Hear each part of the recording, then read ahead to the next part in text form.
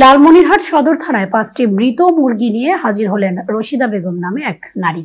আজ শনিবার দুপুরে 5টি মৃত মুরগি নিয়ে থানায় আসেন রশিদা বেগম নামের এক নারী।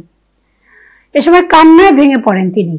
রশিদা বেগমের বাড়ি লালমনিরহাটের গোকুন্ডা এলাকায়। তিনি বলেন, খুব যত্ন করে 5টি মুরগি লালন পালন করেছিলেন। প্রতিদিনের মতো শনিবার সকালে তিনি মুরগিগুলোকে খাবার দিয়ে বাড়ির উঠানে ছেড়ে দেন।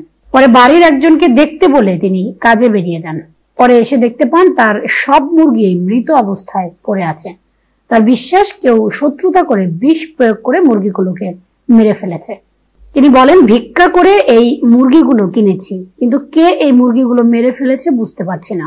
আমার এই মুরগি কয়টাই ছিল আমার সম্বল।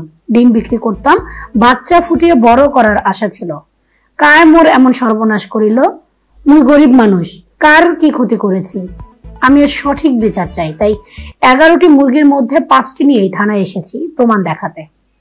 লালমনিরহাট সদর থানা পুলিশের ভারপ্রাপ্ত কর্মকর্তা ওসি নুরুন নবী কে জানান, ঘটনাটি কষ্টকর। একজন নারী তার 5টি মৃত মুরগি নিয়ে বিচার চাইতে থানায় এসেছেন। আমরা তার অভিযোগটি অত্যন্ত গুরুত্বের সাথে নিয়েছি। তবে তিনি মুরগি নিয়ে এসে কোনো লিখিত অভিযোগ থানায় করেননি। তিনি আরো বলেন, প্রাথমিকভাবে মুরগিগুলোর মৃত্যুর কারণ অনুসন্ধান করা হচ্ছে। অভিযোগকারী নারীর সন্দেহ এবং পারিপার্শ্বিক অবস্থা বিবেচনা করে তদন্ত শুরু হয়েছে। প্রয়োজনে মৃত মুরগিগুলোর ময়নাতদন্তের জন্য পশু সম্পদ বিভাগে পাঠানোর ব্যবস্থা নেওয়া হতে পারে। তদন্তে কারো দায় প্রমাণিত হলে আইন অনুযায়ী ব্যবস্থা গ্রহণ করা হবে। ভাত মাখি বলে দিচ্ছে ওটাই তার নয় মা নয় ভুট উড়িয়ে সারবো আছে। তোর মামা মারে নাই, তোমার মামা মারছে যদি আমার ক্ষতিপূরণ মুখ দেন 10টা মাস তাহলে একটা ক্ষতিপূরণ মুই না যাও, মুই বিক্রি করি খাও, সাহায্য করি খাও। বাপ ভাই আনি দেয়, জানে 8 দিন মানে খাটো। আমার বাপ নাই, স্বামী নাই, প্রথম নাই, সব কিছু মুই কি করি খাও। মুই সবাই সামলাইছে এই যে বাপ মা বই দিয়ে এলে মুখ পূরণ পারবে, এলে করে মুই খামো।